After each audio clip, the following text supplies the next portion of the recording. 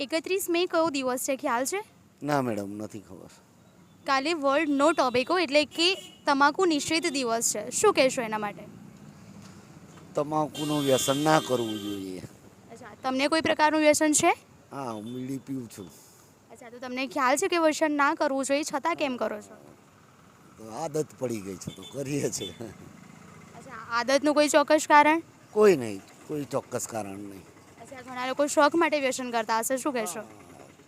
તો ઘણા લોકો શોખ માટે કરતા હોય છે. અચ્છા, અને ખ્યાલ હોય છે કે હાનિકારક છે છતાંય? હાનિકારક છે તે છતાંય લોકો કરે છે.